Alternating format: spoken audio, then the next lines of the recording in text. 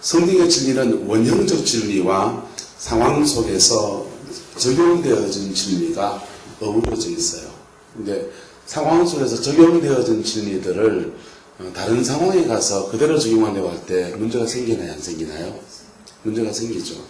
저는 이렇게 청년 때 제게 영적 지도를 해주신 분 중에 용문산 출신이 있었어요. 이분이 이제 같은 고등부에 난 선생이고 거기도 선생인데 나이가 많고 또 기도원에 많이 다니시고 하니까 같이 기도하러 다니면서 막 저희들을 가르치시는 거예요. 청년 선생님들을. 저희들도 배웠죠. 그런데 이분이 사도행전의 말씀을 해석하시면서 피와 목매어 죽인 것을 멀리하라. 스스로 상가면 잘 될 것이라. 이래 말씀하셨어요. 그래서 한국 사회에서 피하고 목매어 준 게 뭐고? 이랬더니 그 멍멍이다 이랬었어요. 그래서 순직국하고 개고기를 먹지 말라. 그렇게 저희한테 적용시켜줬어요. 제가 뭘 아나요 뭐. 그래서 저도 뭐 원래 어릴 때부터 강아지를 좋아했지 먹지는 않는 사람이었고 하니까 나는 강아지를 먹지 아니하리라 결심을 했습니다. 근데 대구 앞산 밑에 가면 선지국 유명한 데가 있어요. 같이 선지국 먹으러 갔는데 그 집에 선지국밖에 메뉴가 없는데 선지국을 안 먹습니다 이 말을 할 수가 없는 거예요. 그래서 선지국을 먹을 때 국물만 떠서 이렇게 먹고요, 시래기만 건져서 먹고요, 그 핏덩어리는 안 먹고 그랬었습니다. 그게 성서적입니까? 아니요. 근데 원형적 진리가 아니잖아요.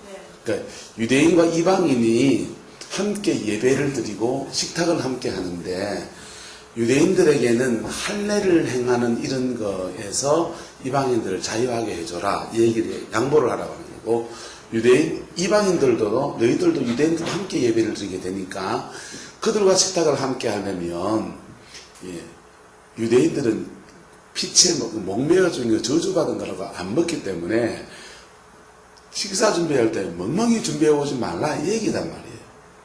그러니까 음식을 식탁의 교제를 함께 하기 위해서 서로 양보해서 그리스도 안에서 아름다운 덕을 이루어 가라는 거잖아요. 그것을 원형적 진리로 보게 되면 그렇다고 그게 원형적 진리로 봐서 개고기를 안 먹는다 그 이단입니까? 그건 아니죠. 계시를 한두 가지 잘못 풀어서 자기가 자유할 수 있는 부분들에 묶여버리는 거란 말이에요. 그래서 그게 완전히 잘못됐다라고 말하긴 그렇지만은 문제가 좀 있다는 거죠. 그분은 또 용문산 출신이다 보니까 지금 이제 목사님이 되셨는데, 용문산들은 귀신은 죽은 사람이 원한을 품고 죽은 사람들이 귀신이 된다. 그리고 귀신은 120세를 살다가 수환이 닿으면 음부로 간다. 그때까지 120세가 되기 전까지 죽으면은 남은 자녀 기간 동안 이 땅을 9천을 떠돌면서 귀신이 된다. 네? 아니 그분들이 믿는 바.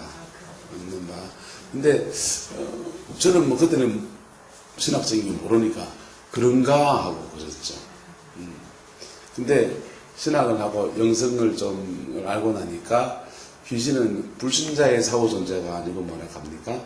타락한 천사들의 졸개잖아요. 졸개고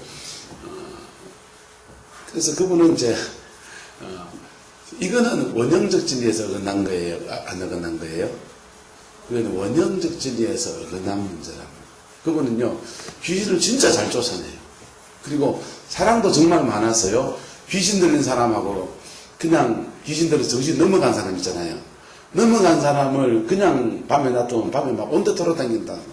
자기하고 여기서 귀신 들린 사람하고 손에 묶어놓고 성전에서 같이 자면서 기도해주고 귀신 쫓아내주고 병 고치고 그렇게 해서 교회를 세우신 분이거든요. 훌륭하신 분이시죠. 그런데 훌륭하신 분이신데 자기 안에 뭐 하나 귀신이 들어앉아 있다는 거예요. 근데 이거는 못 쫓아낸다고. 왜 그거 왜 못 쫓아내는데 이러니까 내가 우리 어머니를 어째 쫓노 이러는 거야. 이건 잘못된 원형적 진리의 한계가 자기 안에 들어오는 귀신을 누구라고 저주까지 믿고 있어요? 자기의 죽은 어머니라고 철저까지 물고 계십니다. 그래서 내가 돌아가셨지만 어머니를 쫓을 수 없다. 그래서 달고 사시는 거예요. 신장염 투석하면서 지금 막 악전고통을 살고 계세요. 목사님 질문 하나요? 질문. 예. 아니 그 구약에 보면은 뭐 국갈 같은 거 먹지 말라고 그런 내용 나왔잖아요. 네네. 막 비늘 있는 거 먹어라. 네. 근데 제가 어떤 분은 그런 기억이 있는데 그게 이제 지금도 네. 그게 안 이제 먹어야 되냐? 안 먹는 게 그래 왜 안 먹는 게 좋으냐면 하나님이 그거를 먹었을 때 별로 몸에 네. 좋은 그게 아니니까 구약에 그래 해놨기 때문에 지금 먹지만은 그래도 안 먹은 지게 안 먹는 게 좋다. 알아들었습니다. 예, 그래. 구약 레위기에 보면은 젓가락장이라고 해서 레위기 11장이 먹는가 안 먹는 거 장이거든요. 먹는가 안 먹는 거 장인데 그 먹으라는 음식과 먹지 마는 음식을 지금 의학적으로 분석해 보면 기름기가 많은 거, 돼지고기 같은 거, 그리고 이스라엘 지방은 날이 뜨겁거든요. 그래서 부패가 잘 되는 음식들, 바다의 생선들도 이렇게 제가 산지에 살기 때문에 바닷가에 사니까 고등어 회쳐 먹습니다. 맛있어요. 청어 회쳐 먹습니다. 맛있어요. 그런데 횟감으로 정말 맛있는데 여기서 못 먹잖아요. 산지가 아니면 못 먹어요. 그 선도가 아니면 못 먹는다고요. 근데 그 당시에 냉장고도 없던 시절이니까 선도가 떨어질 만한 음식은 못되게, 손 못되게, 전염병이 안 돌게 하기 위해서 손도 못되게 하고 돼지를 기르지도 못하게 하고 그렇게 이스라엘 백성을 엄격했어요. 근데 그게 몸에도 콜레스테롤을 망태하는 음식이란 말이에요. 그래서 그것을 먹었을 때 건강상의 이유로 몸에 안 맞을 수 있다 없다? 안 맞을 수 있죠. 그래서 그것 말고 다른 걸로 몸을 보호하라 하는 사람들이 이제 안식교 사람들입니다. 자, 그러면 그것을 종교적인 이유로 안 먹으면 그것은 자기에게 종교적 율법 안에서 자기를 옥죄는 거예요. 내 건강을 위해서 이걸 안 먹겠다고 하면 내가 자유함 가운데 취하지 않는 거라고. 그러니까 그런 부분에서 생각하시면 되겠어요. 그러니까 이거 됐죠? 그런 거는 원형적 진리냐라고 할 때는 그거는 원형적 진리 아니라는 거예요. 그리고 그것이 구원과 관계 있는 문제냐? 그것도 아니라는 거죠. 그러니까 이거는 그 시대에 적용되어진 진리이고 그 진리 가운데서 우리가 운동을 많이 하시면 몸이 튼튼해집니다. 다 알잖아요. 제가 운동 안 한단 말이에요. 배가 툭 튀나와도. 7월달 동안 운동했어요. 8월달면 날 덥고 헬스장에 에어컨 안 틀어주는 바람에 운동 안 하기 시작한 게 한 달 동안 지금 안 했다고요. 이거는 내가 선한 것인 줄 알지만은 못하고 있는 거잖아요. 구원과 관계 있습니까? 그렇다고? 그건 아니잖아요. 그러니까 성경에 나오는 모든 이렇게 진리나 지식에 관한 영역들이 어떤 것들은 구원과 생명에 관한 직접적인 연관성을 주는 진리가 있고 어떤 것들은 인간의 삶을 더 풍성하게 살 수도 있고 좀 더 그렇게 살 수 있는 삶의 질을 좌우하는 부분도 있고 그 시대의 문화 속에서 형성되어진 질도 있다는 것이죠. 그런 것들에 대해서 구분해 볼 수 있는 눈이 우리에게 열려야 된다. 왜 그렇게 구체적으로 막 그거를 부정하는 음식, 정하는 음식 해가 그렇게 먹지 마라 먹어라 왜 그렇게 해놨을까? 그런데 너무 목사님 그때 갔을 때 네. 그 얘기를 이렇게 하시는 것 같더라고. 그게 몸에 정한 음식은 우리 인간 몸에 좋고 네, 그렇죠. 그래서 안 좋으니까 네. 그 저기 뭐고 노 먹어서 그래 먹잖아요. 예, 그러니까 이제 이 성경을 그렇다고 구약을 지금은 안 지켜도 된다 그게 아니고 이제 그 먹지 말라 했는데 그게 이제 지키면 자신의 건강을 보호하는데 도움이 되는 것이죠. 도움이 되는 것이죠. 안 지키면 몸은 좀 해치지만 다른 걸로 또 운동한다든지 뭐 간이 기능이 좋아져서 배출을 한다든지 뭐 그렇게 하는 것이죠. 근데 먹는 것도 제가 이걸 돼지는 막 잡식이잖아요. 막 쓰레기 예. 이렇게 먹고 손은 참 깨끗하고 풀을 먹고 그래서 이래 자, 육식을 또 많이 하는 사람 먹는 얘기 했으니까 자연과학 일반 원칙 원리를 가지고 말씀드릴게요. 노폐물이요. 노폐물이 자연계에는 1차 생산자가 있어요. 2차 생산자가 있어요. 3차 생산자가 있어요. 1차는 뭐냐면요. 초식동물, 풀이에요, 풀. 자연계 에너지를 이렇게 풀이 이렇게 사람이 섭취할 수 있는 에너지를 바꾸는 풀이나 채소나 나무나 이런 것들, 과일 같은 거. 2차는 초식동물이에요.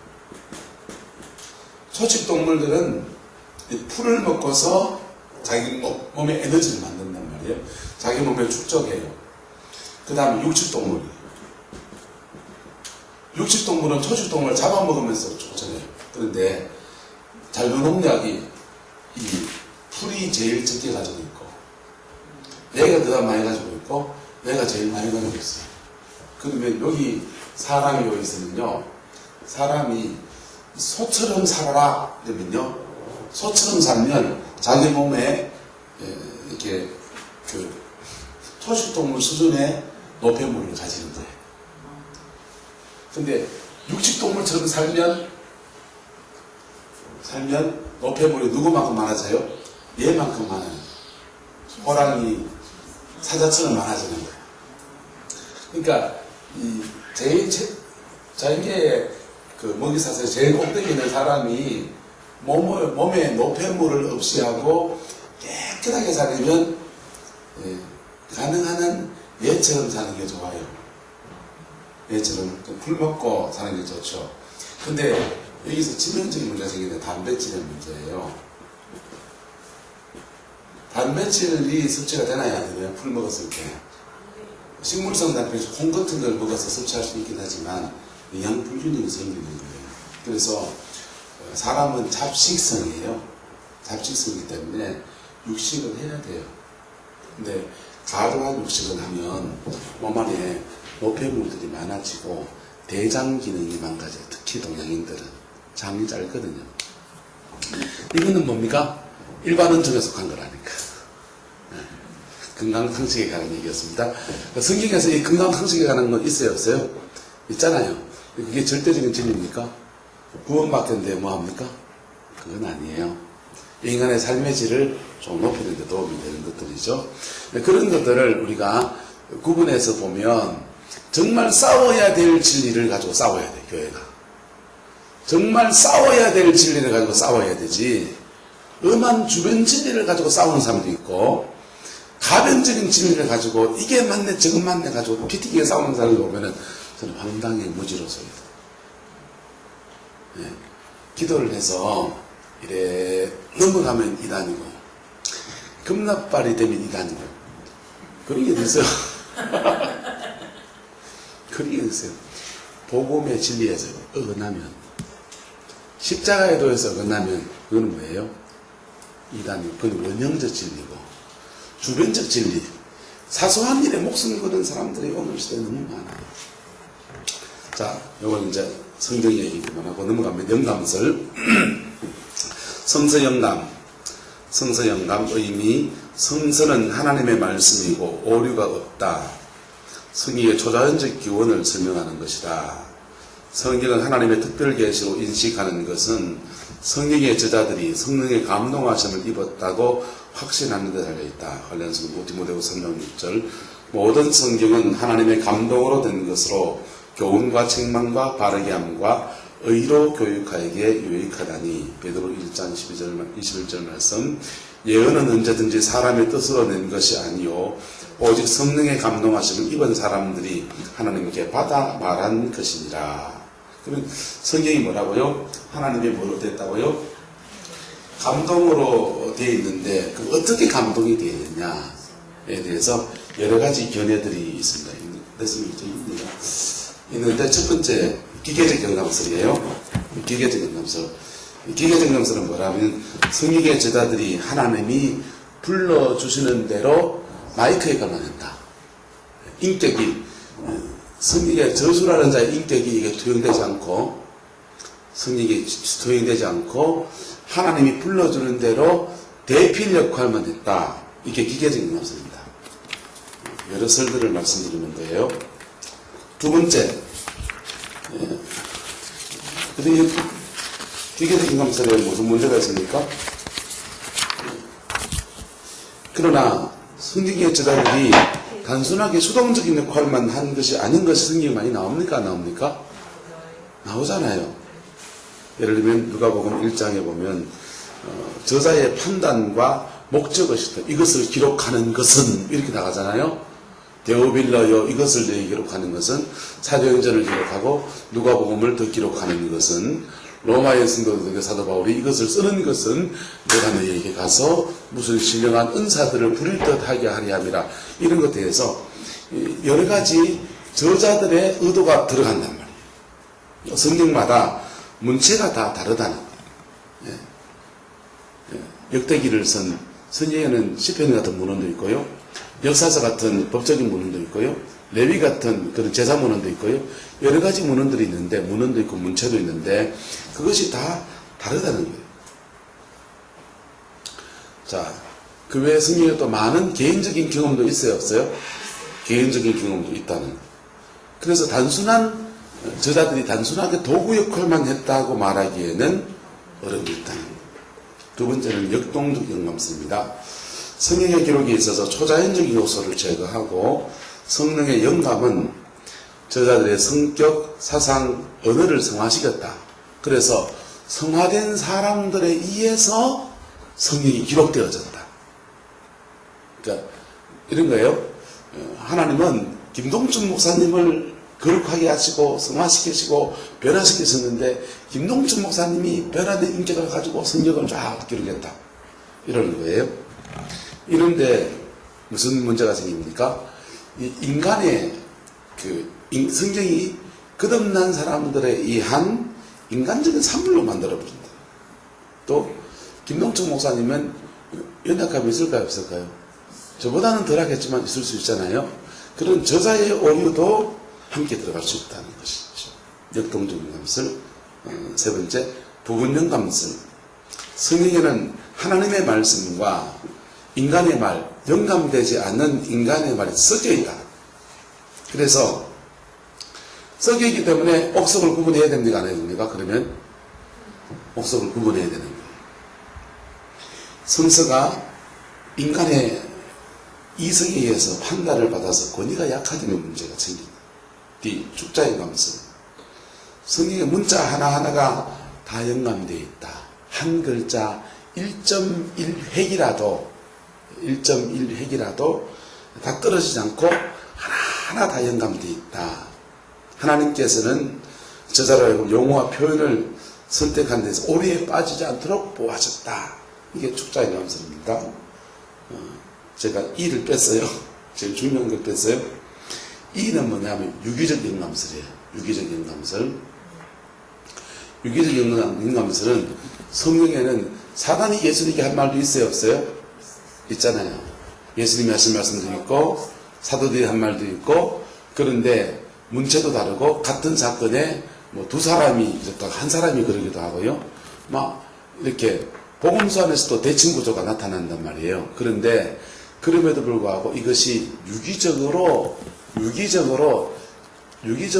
하나님께 영감되어 있다. 이게 이제 저는 통합적보다는 유기적 영감설을 따라갑니다. 그렇게 해서 성경에서 이렇게 있는 것이죠. 근데 그런 영감설을 따르든지 간에 별 걱정 안 해야 되는 건 뭐냐면 성경에서 중요하게 생각해요. 원형적 진리와 부분적 진리, 상대적 진리들을 구분해 볼 수 있어야 된다는 거예요. 그걸 구분할 수 있으면 그런 영감설은 별로 그렇게 중요한 문제는 아니에요.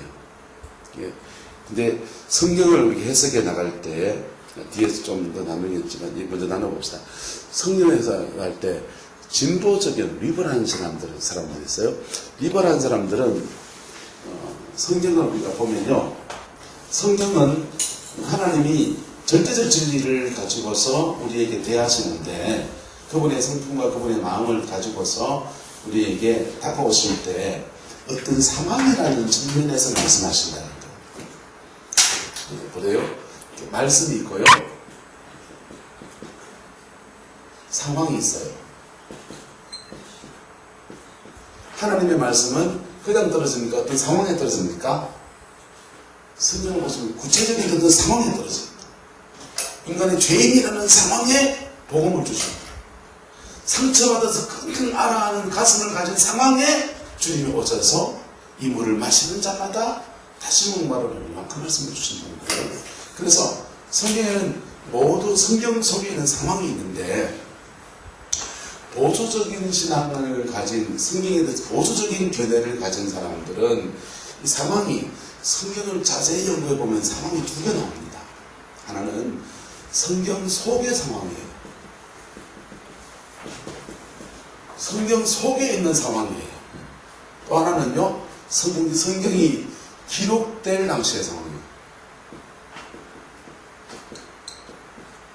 기록될 상황. 자, 보세요. 수가성의 여인에게 예수님이 뭘 줍니까? 불 줍니까? 물 줍니까? 물 주잖아요. 수가성의 여인은 남편을 몇 명 그랬어요? 5이 있었으나 지금 그것도 네 남편이 아니다 그랬어요. 그 말씀을 우리가 해석을 해나가는 때 옛날 목사들 첫 번째 남편은 권력이었습니다. 두 번째 남편은 멋쟁이 탤런트였습니다. 세 번째 남편은 뭐였습니다. 뭐 돈이었습니다. 막 해가지고 막 세상이었습니다. 막 이래가지고 5 남편이 쭉 가가지고 온갖 죄를 다 얘기한다. 그런데 유대 문화라고 하는 상황을 가지고 이해하면 이 여자가 첫 번째 결혼했는데 남편이 전쟁에 나가서 죽었어요. 그러면 이 여자는 다시 누구의 아내가 돼야 돼요? 그 동생의 남동생의 시동생의 아내가 돼서 결혼 생활을 해야 돼요. 그래가지고 아기를 놓으면은 그 아기를 큰 형의 호적에 얹어주고 그때부터 이 남자는 자기 남편이 됩니다. 근데 첫 번째 죽고 두 번째 죽고 세 번째 죽고 네 번째 죽고 5번째까지 다 죽고 6번째하고 살고 있는데도 알 하나 못 낳았어요. 그러면 뭐예요? 수태하지 못하는 여자. 잉태하지 못하는 여자고 잉태하지 못한 여자이기 때문에 저주받은 여자라고 사람들은 손가락질 받으니까 그 사람들 면을 보기가 부끄러워서 여성은 뜨거운 땡볕살에 물들여 나오는 여자예요. 자, 상황을 다르게 보면 해석이 달라져요? 똑같아요? 해석이 달라지는 것이죠.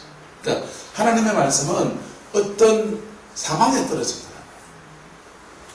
그 여인에게 하나님이 불 주지 않고 뭘 주십니까? 물 주시잖아요. 갈급한 사람에게 뭘 줘야 돼요? 물 줘야 됩니다.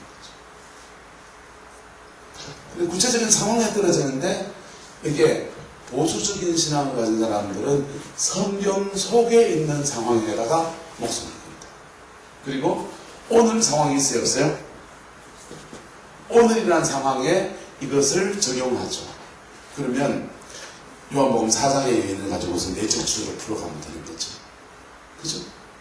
한 많은 여인이 예수님 만나서 마음에 치유받고 육신의 자녀를 못 낳았지만 사마리아 성에 뛰어들어가 수많은 영혼들을 전도하면서 영혼의 자녀를 많이 낳는 하늘의 축복을 받는 것으로 하나님이 그를 축복하셨습니다. 이렇게 보셨잖아요. 그죠? 자, 그런데 진보적인 성서 해석을 하는 사람, 자유주의적 성서 해석을 하는 사람들은 기록 상황에다 목숨을 겁니다. 도대체 이 저자는, 요한복음의 저자는 왜 수많은 예수님이 수많은 사람 만났고 세례도 만나고 마태도 만나고 뭐도 많이 만났었는데 굳이 이 여자 만난 걸 넣었을까? 이러죠. 그러면 해석의 각도가 달라질까 안 달라질까요? 달라집니다. 그래서 이 사람들은요, 기록 시대를 중요한 거예요. 시대를 중요하게 보고요. 성서적인 상황이 중요한 사람, 이 사람은 주로 구속사적 해석을 많이 합니다. 그런데요, 그에 따라서 적용이 달라져요? 완전히 똑같아져요? 완전히 달라져요. 이사야서를 보수적인 신앙하는 사람들은 우시아 왕이 죽던 그 해부터 시작해서 이사야 1장까지부터 66장까지 다 썼다라고 말해요. 보수적인 신앙하는 분들은. 근데 좀 진보적인 신앙을 한 사람들은 이사야를 세 파트로 나눕니다. 이사야 1장부터 39장까지 40장부터 59장까지, 59장, 60장부터 해서 66장까지를 세 파트로 나눕니다. 그리고 이 한 명의 이사야 이름은 나오지만 제1 이사야, 제2 이사야, 제3 이사야. 왜 그렇게 나눕니까? 쓰여진 시가 다르다는 거예요. 이 사람은. 쓰여진 시가 다른데 제2 이사야가 두 번째 이사야가 40장부터 쓰여졌는데 40장부터 쓰여진 이때는 바벨론 포로기에 견뎌야 되고 애써야 되고 그 남의 나라에 끌려가는 고통 중에 실험하는 사람들에게 쓰여진 게 40장부터 얘기합니다. 60장부터는요 포로기가 끝날 때 이제 너희는 기뻐하라 돌아가라 환희 속에서 이제 여호와의 영광이 임하였고 뭐 이런 나간단 말이에요. 그래서 문체를 보니까 60장 이후는 포로기 한복판 가운데서 있는 거고 이거는 말 뒤에 있는 거라 이렇게 해석해야 됩니다. 그럼 어떻습니까? 시대 속에서 기록 상황에 대해서 오늘 시대의 이 상황에서 볼 때 이렇게 적용할 것이냐 이 성경 속에 있는 상황을 가지고 기록할 것이냐 이런 문제가 등장합니다. 무슨 말인가요? 교수님 그러면 두 가지 다 상황을 접목할 수는 없는 거예요? 있죠. 제가 그 얘기를 하는 거예요. 그래서 이 기록 상황을 염두에 두고서 말씀을 보면 다른 사람이 보지 못하는 관점을 보이잖아요. 여러분 설교를 해나가실 때나 또 성경을 해석해 나가실 때 어떤 관점으로 보느냐가 굉장히 중요해요. 남자와 여자라는 관점으로 보느냐 내 지추의 눈을 가지고 보느냐 종말론적으로 보느냐 정말적으로 보느냐 구속사적으로 보느냐 이건 프레임이라 그래요. 여러분 이건 프레임을 기가 막히게 이용하는 사람들이 정치권들입니다. 정치하는 사람들은 여당 프레임으로 가느냐 야당 프레임으로 가느냐 이것 때문에 나라가 지금 나가는 겁니다.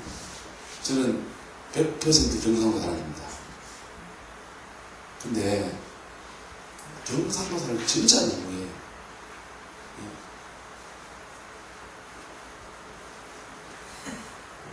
경상도가 진짜 너무해요. 진짜.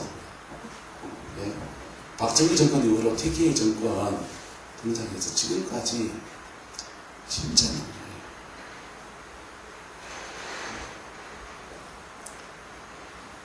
그만. 진짜 너무해요. 근데 보세요. 한국 사회에서 진보는 진보라고 말해야 돼요. 보수는 보수라고 말해야 돼요. 근데 진보는 보수를 보고 뭐라 그래요? 수구 꼴통이라 그래요. 보수는 진보를 보고 뭐라 그래요? 빨갱이라 그런다. 종복이라 그런다. 국가보훈법이 있는 나라에서 종복이 되면 감옥소에 가 있어야지 왜 길거리에 처박혀 있어요? 제대로 그에 대한 증거를 댈 수 없고 증거법정주의에 증거를 댈 수 없으니까 거리를 활보하고 다니는 거죠. 그러니까 대한민국 땅에 함부로 종복이라고 말할 사람은 몇이 안 돼요. 몇이 있겠지. 예. 우리도 북한에 감춰 보냈는데 가들은 안 보내겠습니다. 있겠죠. 그런데 서로에 대해서 그렇게 비난합니다. 말이 이게 뭐냐? 그들은 프레임을 만든단 말이에요. 여당의 유리한 프레임을 만들어 놓고 그 프레임의 눈으로 여당의 프레임으로 정치나 경제나 사회나 문화나 전반을 보도록 하고 야당은 야당의 프레임으로 이걸 보도록 작하는 거예요. 그래서 사람들을 국민을 두 패로 짜가는 거예요. 왜 그럽니까? 정권을 잡으려고. 근데 우리가 성경을 볼 때도 어떤 프레임으로 보느냐, 어떤 프레임으로 상황을 해석하는데 복음이라는 눈을 가지고 상황을 해석하느냐, 치유라는 관점을 가지고 상황을 해석하느냐, 경제라는 관점을 가지고 상황을 해석하느냐에 따라서 해석의 적용이 다 달라집니다. 다 달라져요. 그런데 해석하기 위해서 중요한 틀들은 지금 보수와 진보, 신앙 안에서 보수와 진보가 있단 말이에요. 자유주의와 복음주의가 있단 말이에요. 복음주의자들은 주로 성경 속에 있는 상황을 오늘에 적용시키려고 애를 써요. 진보적인 사람들은 이 사람들보다 새로운 눈이 하나 더 생기는데 기록 당시의 상황입니다. 기록 당시의 상황을 보면 완전히 해석이 달라져요. 너무 많아요. 저는 장도주 목사예요. 오랫동안 예정설에서 교육을 받아왔어요. 교회를 다니기 전부터 선택한 사람과 선택하지 않은 사람이 있다. 그렇게 해석을 들어왔어요. 그리고 그 해석의 근거로서 로마서에 보면은 하나님이 태어나기도 전에 야곱을 택하셨고 뱃속에 있을 때부터 에서를 버리셨고, 그러니까 뱃속에 있을 때부터 태어나기도 전부터 택한 놈이 있고 안 택한 놈은 어쩔 수 없이 구원에서 미끄러지는구나. 그렇게 세뇌가 되어서, 그리고 불안한 거예요. 내가 택한 사람이 맞는가? 이 불안한 거예요. 여러분 안 그랬습니까? 저는 우리 고등학교 때 그랬습니다. 중학교 때까지. 근데 성경을 제가 한 3설 4주 읽다가 보니까요, 그게 아니더라고. 성경에 보니까 택했다고 하는 야곱은 그 당시에 성경이 기록될, 로마서가 기록될 상황의 눈으로 보면요, 그 당시에 사도 바울은 고민인 거예요. 하나님이 택했다고 하는 이스라엘 백성들은 하나님의 구원에서 늘 멀어지고 있고, 이방인들은 교회로 꾸역꾸역 밀려 들어오고 있는 거예요. 하나님이 내 백성은, 근데 이 유대인들은 사도 바울에게는 자기의 친족이란 말이에요. 권력지심이라고. 내 백성을 버리셨는가? 정령코 내 백성을 버리시고 이방인들을 택하시는가? 이 딜레마인 거예요. 여기에 대해서 사도 바울은 몇 가지 관점에서 해석해 주는 얘기의 한 가지 관점이에요. 거기서 로마서가 말하고 있는 얘기는 하나님의 택한 백성이 어떤 유대인들을 버리시고 하나님이 택하지 않았다고 개처럼 이방인을 택하시는 것이 하나님 당신의 주권이다, 이 얘기하는 거예요. 그거를 하나님의 택한 백성, 목사님 아들, 장로님 아들은 택한 백성을 절대로 버리지 않으시니까 끝까지 살아가서 뭘 하신다. 이거는 적용이 잘못된 거라니까. 적용이 잘못된 거라니까. 그 로마서가 말하는 적용이 뭡니까? 하나님이 택함 받지 못했다고 너희들 그렇게 정죄하는 그 사람을 내가 택했다, 이 얘기하시는 거예요. 그 적용이 달라져. 그러면 하나님이 자기 백성을 다 버리셨느냐? 그러시잖아요. 하나님은 자기 백성을 버린 적이 없다. 그들이 완악해 졌기 때문에 돌아오지 않는 백성을 종일 손을 벌리고 계시고 기다리고 계시고, 그래도 안 돌아오니까 촛대를 옮겨서 이방인들을 구원하시지만, 이방인들이 주께 돌아오는 그 기한이 차고 나면 이 구원의 촛대를 다시 유대인에게 돌리시는 그날이 오게 될 것이다. 그날이 지금입니다. 그날이 지금입니다. 그래서 요한계시록을 해석하면서, 성경을 해석하면 유대인의 종말론에 빠져서 막 심취한다고 하면서 유대인의 구원에 관심이 없는 사람은 그 사람의 성경을 잘못 읽고 있는 거예요. 지금은 이방인에 있는 촛대를 지금 급격히 유대인으로 옮기고 있는 시대예요. 그래서 기록된 상황 속에서 본문을 해석하느냐, 성경 속에 있는 그 상황 속에서 해석하느냐. 성경 속에 있는 상황은 그 책을 저술한 저자 입장에서는 예화로 끌어놓은 거란 말이에요. 마가복음이 복음서 중에서는 가장 먼저 쓰여졌다고 알려져 있고, 성경 중에서는 갈라디아서가 신약성경에서 가장 먼저 쓰여진 걸로 알려져 있어요. 그런데 마가복음을 쓴 사람은 예수님의 수많은 사건들 속에서 어떤 사건을 취하고 빼고 하는 것이 누구의 소관이에요? 저자인 마가의 소관이죠. 또 이 마가복음은 마가가 기술했지만 마가는 베드로의 제자거든요. 베드로 사도로부터 그 마가가 집중적으로 가르침 받았던 것 중에서 중요한 것들을 뽑았을 수 있다. 그랬을 때 기록 상황에 대해서 하자면 저자의 의도라는 부분이 굉장히 중요해져요. 자, 이게 또 하나의 뭐가 된다고요? 관점이 된다니까. 이 관점으로 성경을 볼 것이냐, 이 관점으로 볼 것이냐에 따라서 말씀에 대한 깊은 해석의 폭이 달라질 수 없다, 있다 없다, 달라질 수 있는 것이지요. 근데 성서 비평학이 나왔을 때 세계교회는 전율을 했어요. 전율을 하고 이것 때문에 성경이 앞장 뒷장 남고 다 떨어져 나간다 그랬습니다. 아니요. 성서 비평학이 나오고 지금 수십 년의 세월이 지났는데 이 새로운 관점, 기록 당시에 저자의 의도라는 관점이 들어가면서 해석이 더 풍성해진 능력이 굉장히 많습니다. 김노준 목사 안 그렇습니까? 해석이 풍성해지는 경우가 굉장히 많아요. 저는 상담 전공이거든요. 상담 전공을 하면서 성경을 쫙 보잖아요. 그러면 상담이라는 관점을 가지고 성경을 보기 시작합니다. 그러면 해석이 더 풍성해집니다. 예를 들어볼까요? 베드로에게 예수님이 다시 찾아오셔서 부활하신 분이에요. 찾아오셔서 네가 나를 사랑하느냐, 네가 나를 사랑하느냐, 네가 나를 사랑하느냐 이렇게 하시면서 다시 내 양을 먹이라, 내 양을 치라 이렇게 말씀하시죠. 이거 원어 알면요, 원어 알면 얘들아, 이건 파이디오라는 단어를 써요. 그래서 파이디오는 이처럼 된 것다 이런 뜻이에요. 원어를 알면 어떤 분은 주님이 아가페로 물으시고 베드로는 필레오가 되고 아가페로 묻고 필레오가 되고 마지막에는 네가 필레오 우정으로 사랑하느냐, 그래 나도 우정으로 사랑한다 이러신단 말이에요. 그런데 원어를 알면은 성경 해석이 풍성해지죠. 그런데 여기서 심리역동이라는 걸 알면 더 풍성해져요. 예수님이 그 고백을 한 베드로한테 주님 말합니다. 네가 젊어서는 스스로 띠를 띠고 네가 원하는 대로 맘대로 다녔는데 네가 나이 들면은 네 맘대로 못 다니고 사람들이 네게 띠를 띠고서 네가 원하지 않는 걸 끌고 가서 혹조고픈 얘기가 순교 얘기합니다. 근데 집사님한테 순교 얘기하면 가슴이 좀 뜨대야 돼요. 집사님은 맨날 머들머치에 북한에 가서 평양 모란봉 광장에서 예수님을 크게 전하다가 북한 김정은 부대모한테 잡혀가지고 머리채를 지지를 가다 피를 찰찰 흘리고서는 고령받아 죽을 겁니다.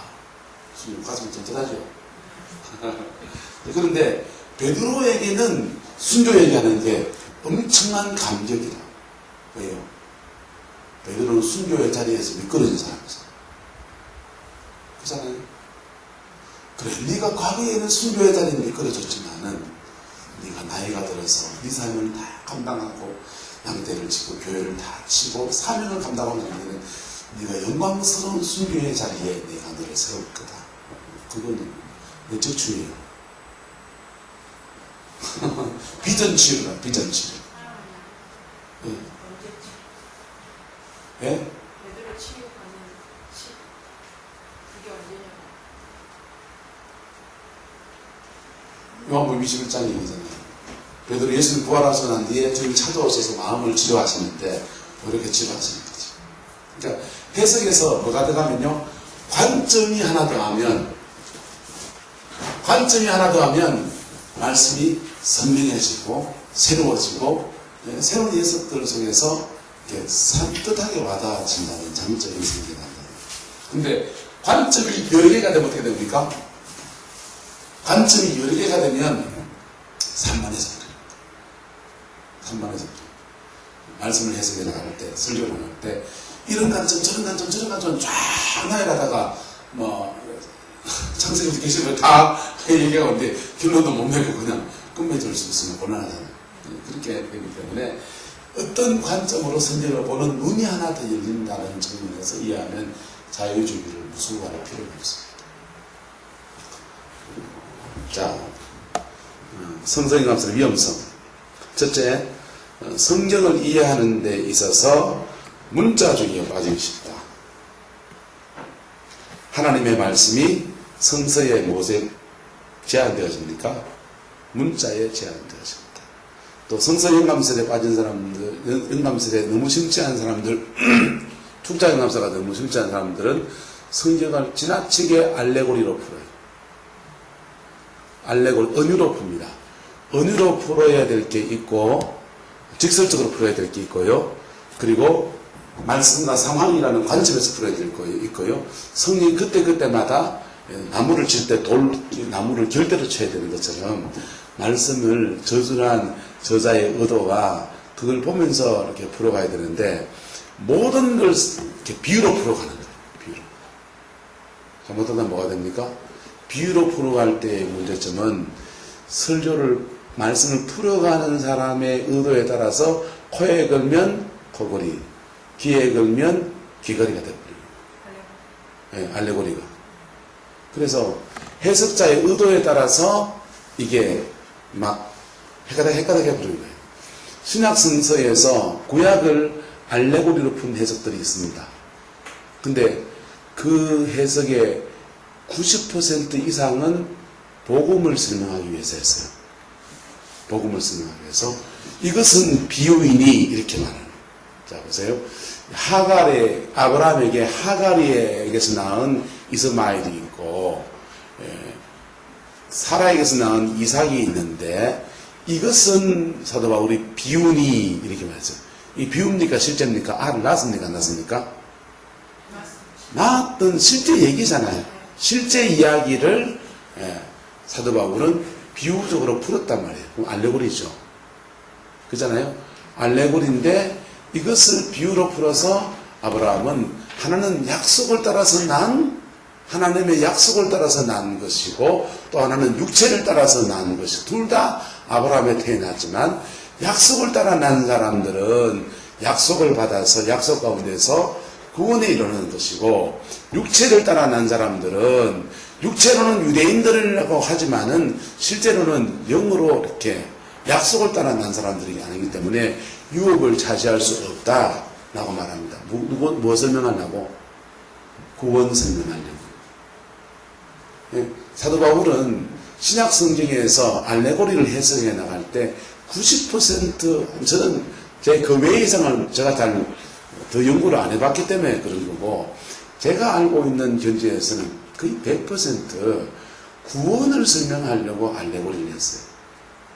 그런데 요즘 속칭 이제 뭐 이렇게 성경을 좀 해석한다는 신천지부터 해서 오만 사람들은 이 구원을 해석하려고 알레고리를 합니까? 아니면은 다른 걸 의도하려고 알레고리를 합니까?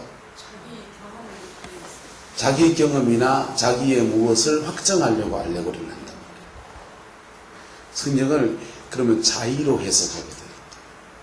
자의로 해석해서 호에 걸면 호걸이, 귀에 걸면 귀걸이를 만들어버립니다. 누가복음 16장에 강도 만난 사람에 관한 이야기예요. 이 강도 만난 사람에 관한 얘기를 주막은 교회이고 동전 2개를 줬다는 것은 신약과 구약을 줬다는 말이고 치료해 줬다는 말은 복음으로 고쳐줬다는 뜻이다. 이러면요. 그 말씀을 기록한 의도는 뭐예요? 너도 같이 이와 같이 하라는 거잖아요. 이 말씀대로 너도 같이 하라. 이 말씀은 사라져버리고 십자가의 구원 진리가 위대한 진리이긴 하지만 이 진리만 턱 남아버리면 상황은 날아가버려요. 말씀이 적용되는 상황은 날아가버려요.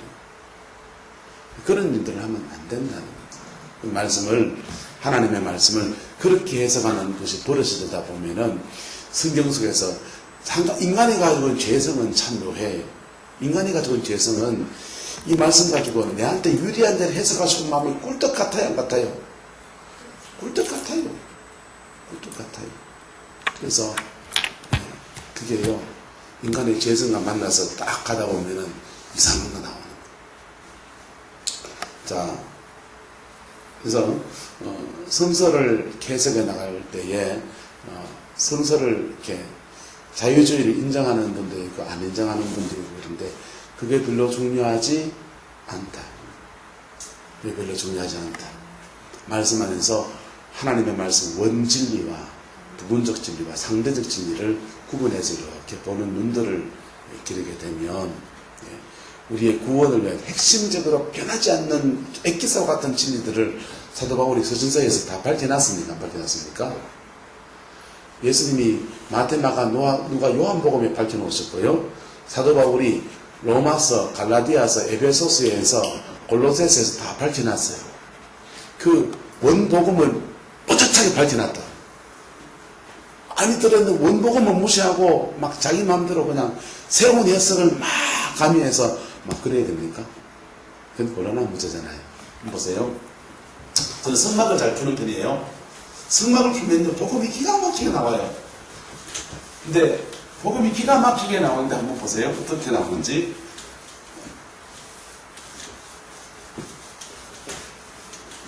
오산에 가면은 성막 실제 모형대로 해놓은 데 있어요. 보시면은 여기 감 있죠. 성막 아시죠? 성막을 이렇게 보면요, 이렇게 성막이 있어요.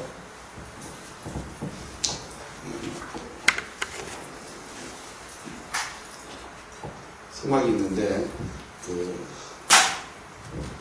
성막의 입구 문은요 좌우 넓이가 굉장히 넓어요. 넓어요. 그래서 키도 높이도 굉장히 높아요. 그래서 아무나 들어올 수 있어요. 아무나 들어올 수 있어요. 여기 만나면 제일 처음에 뭐 있습니까? 번제단이 있어요. 그 다음 여기는 물두멍이 있어요. 여기는요 성소가 있어요. 성소가 있고 여기는 지성소예요. 여기 성소예요. 여기 뜰이에요. 뜰이에요. 그리고 솔로몬이 성전을 지을 때에 성전 뜰에는 여기다가는 자기가 쓴 세 권, 지혜에서 세 권이 있는데 세 권 중에서 여기서는요 잠언은 안 왔어요. 예, 성전에는 뭐 나왔겠어요? 진짜예요. 세 권 중에서. 참고로 세 권은 잠언, 전도서, 아가서. 뭐 나왔겠어요? 성서에는요? 예, 전도서. 지성서에는요? 아가서. 성서에는 여기는 떡상이 있어요. 여기는요, 촛대 이렇게 있어요. 6개에. 그래서 가운데 중에 촛대 있어요. 여기는요, 분향단이 있어요. 여기는요, 도끼가 있고요. 시원자라고 하죠. 자, 이렇게 되어 있어요. 여기는요, 여기는 다 기명들이 다 노수로 되어 있어요. 여기는요, 다 금이에요. 여기는요, 천사의 보호가 없어요. 여기는요, 성소와 지성소에 가면 빽빽하게 그릇도 이렇게 젖어 있어요. 빽빽하게. 그래서 구원의 문이 넓게 열렸습니다. 그래서 누구나 다 자기의 뭘 지나가야 됩니까? 번제단을 지나가야 돼요. 할렐루야. 여기 중생이에요. 중생이에요. 중생한 사람이 좁은 길을 가려 할 때 찬송가가 잘못되어 있어요. 구원으로 인도하는 그 문은 참 뭐하며? 넓어요. 이거 넓어요. 이거 넓어요. 엄청나게 넓어요. 단가 보세요. 질적 사이가 엄청 넓어요. 근데 여기서도 좁아요. 여기서도 좁아요. 좁은데 여기에서의 신앙에서 뜰의 신앙에서 하나님이 준 말씀은 뭐라고요? 잠언. 그 사람들은 30일 동안 매일 뭘 읽어야 됩니까? 잠언을 읽어야 돼요. 잠언을 읽으면요 이 생활신앙에 관한 얘기예요. 잠언을 읽어봤습니까? 공평한 저울은 여호와께서 기뻐하시고 불의한 저울은 여호와께서 미워하시고 나도 쓰겠다. 김동춘 목사님 못 씁니까 그 말? 예, 우리나라의 유교의 속담이나 잠언에 있는 얘기나 별 차이가 없어요. 맞아요, 안 맞아요? 너희 집에 있는 우물에 물을 마시고 바깥에 있는 물을 마시지 마라. 부부생활에 관한 얘기예요. 너희 집에서 아내와 즐겁게 살고 바깥에 딴 여자한테 눈도 좀 나도 그 얘기 하겠어요. 맞아요. 그러니까 잠언이 말하는 여호와의 뭐 지혜의 근본, 여호와를 듣는 지혜의 근본, 지혜서라고 하지만 이거는 무슨 지혜입니까? 생활에서 실천하는 지혜를 말해요. 요걸 지키기 위해 살아가면 내가 축복하리라 하는 것입니다. 할렐루야. 그런데 성서의 신앙은 달라요. 무엇에 있습니까? 전도서. 전도서의 주제는요?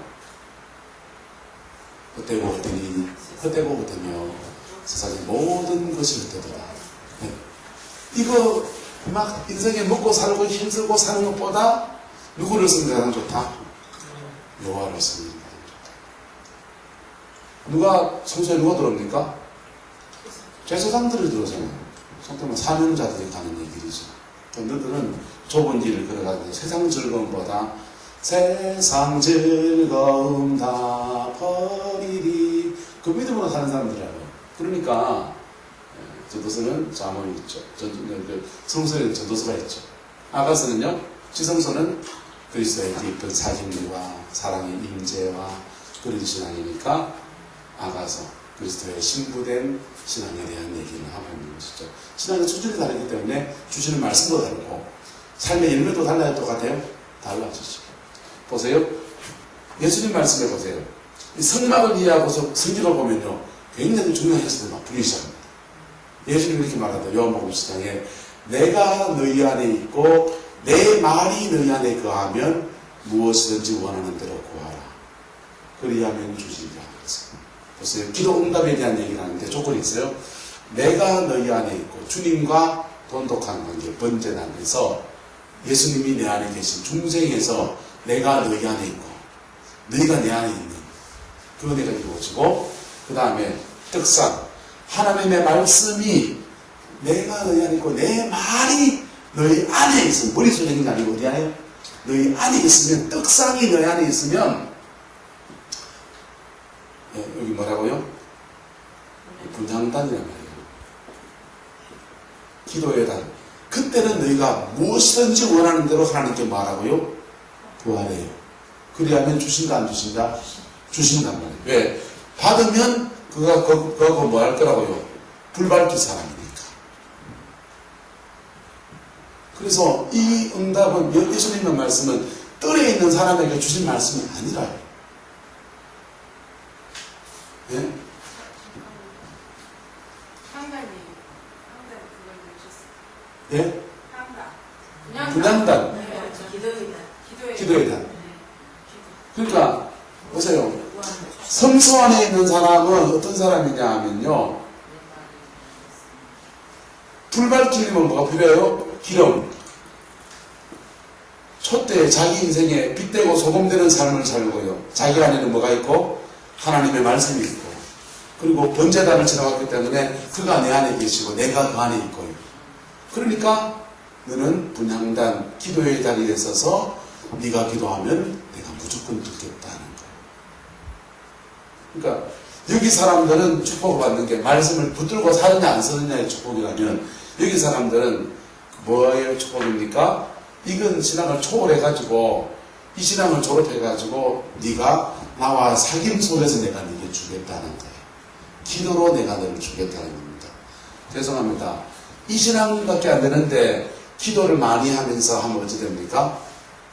하나님 이 신앙 수준을 만들어서서 축복하시든지 너는 기도를 많이 하는데 이 말씀을 자꾸 무시하고 살아가니 내가 너를 어찌 축복하노? 진짜 두드리 맞아요. 기도 많이 하는데 하나님께 맨날 매맞는 사람들이 많이 봤습니까? 저는 많이 봤습니다. 우리 구름포에 살다 보니까 바닷가의 사람들은요 영적으로 세고 미신을 많이 섬기고 이러니까 공격을 받아요. 영적 공격을. 영적 공격을 많이 받으니까 하나님이 그 사람 불쌍해서 기도의 자리에 나오면 부인할 수 없는 체험들을 다 주시는 거예요. 환상 보고요. 영의 음성을 듣고요. 막 기도하면서 막 불같이 바바바바바바 한 시간을 기도하고 합니다. 인생 안 풀려요. 근데. 왜 안 풀립니까? 잠언의 말씀이시라. 말씀 좀 구체적인 무슨 말씀? 저 노선을 놔두고 잠언의 말씀. 생활 속에서 마땅히 지켜야 될 잠언의 말씀을 주무시해서 맨날 입질하라고 다니니까 하나님 어떻게 축복을 하겠어요? 자 봅시다. 그러면 이런 성막을 잘 풀어서 그림으로 딱 제시하면서 설교를 딱 했다고 기가 막히다는 소리 들을 수 있겠죠. 근데 이거 안 풀고도 그냥 신약 성경 쭉 말씀을 해석해 나가면서 꼭 이렇게 아니어도 다 할 수 있나요? 없나요? 있잖아요.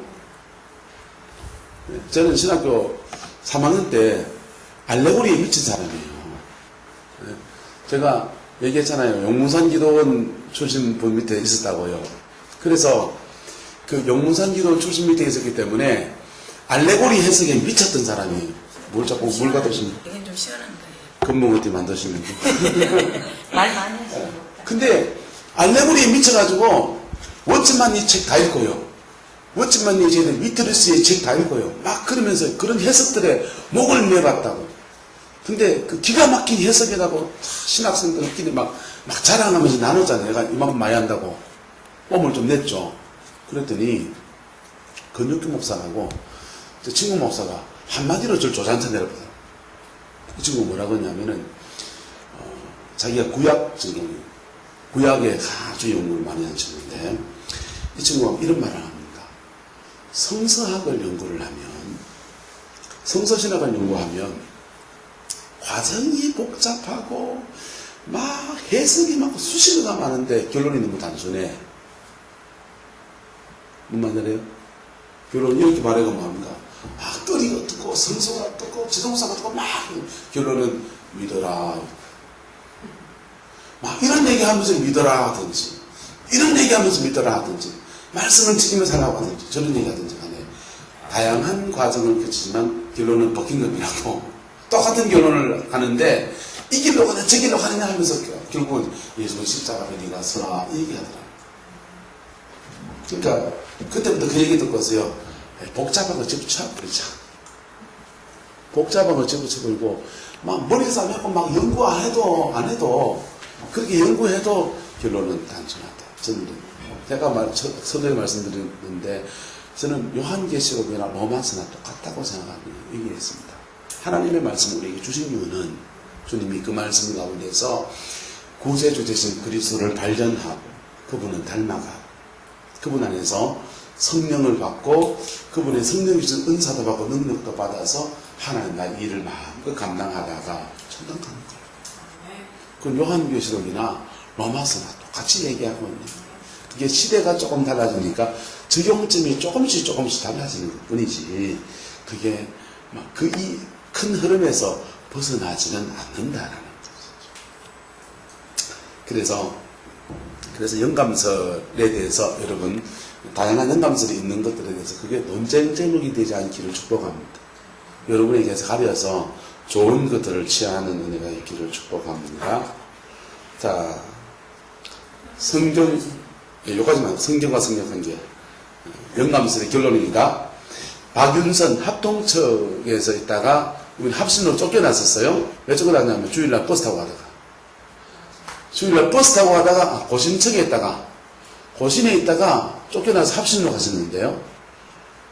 이 한국의 최초로 신구약 성경 완질 주석을 내신 귀한 어르신이 박윤선 목사님 쫓겨났어요. 주일날 버스 타고 가다가 주일날 돈 썼다고 쫓겨났어요. 아주 율법주의 어르신한테 쫓겨났는데 이분이 성서의 영감설에 대해서 아주 이 귀한 말씀하셨습니다. 성서는 하나님의 말씀은 성서는 이 기록된 책은 성령이 지금도 들어 쓰시기 때문에 하나님의 뭐다? 말씀이다. 맞습니다. 칼바르트한 사람은요 좀 다르게 말하면 성서는 성령께서 들어 쓰실 때 하나님의 말씀이 된다. 자, 의감이 좀 다르죠? 뭐 차이를 아시겠습니까? 칼바르트의 입장을 따라가는 사람들은 통합책이나 이런 사람들, 전 통합책입니다. 근데 둘 다 중요한 부분은 뭡니까? 성서와 누구와의 관계? 성령님과의 관계를 중요하게 생각합니다. 여러분, 박윤선 박사님이 생전에 대구에 집회를 한번 온 적이 있었어요. 그런데 그 당시는 이게 숙소가 마땅치 않아요. 대부분 담임 목사님 집에서 하룻밤을 주무시든지 성도님들 가정에서 하룻밤을 내신단 말이에요. 그런데 김덕신 목사님이 자기 위에 집회를 불려놓고 이렇게 자기는 이 방에 박윤선 목사님은 이쪽 방에 주무시는 성경 완지를 완지를 주석하신 목사님이시죠.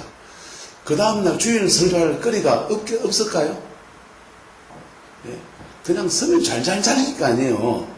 근데요, 그 밤에 박윤선 목사님 밤을 꼴딱 서면서 엎드려가지고 말씀을 주옵소서. 그렇게 기도하시더라고요. 뭐 달라고요? 성령이 그가 이미 알고 있는 수많은 지식들, 진리들 속에서 조명해 주셔서 내일 증거할 말씀으로 딱 뽑아주셔서 그거 기도하시더라고요. 그래서 복음주의자들은 성령은 적용의 하나님이다. 그렇게 적용의 하나님이다. 말씀을 적용시켜 주시는 하나님이다. 그렇게 말합니다. 하나님의 말씀이 각 사람의 심령에 적용시켜 주는 하나님이다. 제가 아까 일반 청년에 대한 얘기를 했는데 여러분 이 말씀 연구하는 일에 목숨을 거셔야 돼요. 목회를 하시면 임파테이션 훈련 받을 때요. 뭐 밥 먹다가도 반찬 찍어주니까 너무 좋더라고요. 반찬 그냥 장난치러 간 거 아니에요. 그냥 밥 먹다가 이거 맛있대 이러면서 계란찜 이렇게 계란 하나 집어주고 무었는데 그 쟁반에 얹어주는 순간 임재가 와서 넘어져 버리더라고. 재밌어가지고 그 다음에 장난쳤죠. 성령 가지고 불놀이 했다니까요. 경망스럽게도. 막 밥 먹다가 얘기하다가 눈이 딱 오는 순간에 막 임재가 와서 밥벌이 밥 가지고 그런 일도 있고요. 그 임재 노래를 하면서요. 두 사람이 마주서가 손을 마주서고 있는 거예요. 마주서가지고 다 겨루기를 하는 거예요. 누가 먼저 넘어졌나. 먼저 넘어진 사람 연발이 약한 걸로. 그런 장면을 집들었습니다. 참 해직거리 많이 했죠. 그런데요. 어떤 사람은 옷 던져서 막 임재를 전합니다. 여러분, 말씀을 전할 때도 임재가 일어납니다. 할렐루야. 근데 비인격적인 이것 던져서 임재를 만들겠어요? 말씀을 주면서 그 사람이 깨우치면서 임재를 만드셨어요? 뭐가 더 아름다운 역사를 만들어낼까요? 뭐가 더 부작용이었을까요? 이것 던지다가 이단 소리 듣는 사람 수없이 많지만 불같은 설교에서 사람들이 꼬꾸라져서 회개하고 성령 받았기 때문에 저 사람이 이단이다 소리 듣는 사람은 없어요. 부작용도 없고. 그래서 복음주의자들은 성례전을 말씀의 성례전이라고 말을 합니다. 개돌이교는 7성례가 있는데 개신교는 이게 성례전 파트를 다음에 또 하겠지만은 하나님의 은총을 받는 통로를 성례전이라고 하는데 성례전을 개돌이교는 7성례를 말해요. 7개의 성례전이 있다고 해요. 그런데 7개만 있는 게 아니에요. 성령님은요 뭐든지 사용하세요. 할렐루야. 지팡이도 사용할 수 있고요. 예. 이런 것도 사용할 수 있어요. 사도 바울이 손수건을 던져서 귀신이 떠나간다. 손수건도 사용할 수 있는 분이 성령님이세요. 그런데 손수건 사용하면 사람들이 손수건을 붙잡고 눌러주면 얘가 뭐 됩니까? 여기가 우상이 되거든요. 네? 그런데 개신교는 성만찬 성례전과 세례 성례전만 말했지만은 실제로는 개신교는 예배 안에서 말씀의 성례전을 말하고 하나님의 말씀을 복음답게 전할 때에 성령이 그 영혼을 변화시키시고 십자가의 권세가 그 영혼에 풀어져서 새롭게 하신 역사를 만들어 가시고 그럴 때 성령이 역사하시면서 내 안에 있는 성령과 여러분의 성령이 함께 확 어우러지면서 우리 함께 한 시간을 지났는데 시간 가는지 모르고 지나고 있잖아요. 성령 안에서 주님 역사하신단 말이에요. 그러니까 이게 임파테이션을 이걸 가지고 할 거냐, 성령 말씀을 풀어줘서 할 거냐, 뭘로 할 거냐의 문제. 이걸로 했다가 이단 소리 듣지 말고 이걸로 똑바로 하셔서 그러면 이걸로 하려면 이걸 연구해야 되고 이걸로 하려면 기도 많이 하고 쥐 하고 이거 한번 던지면 되고 뭘로 하실래요? 그렇게 하나님 앞에 아름답게 쓰임받게 되기를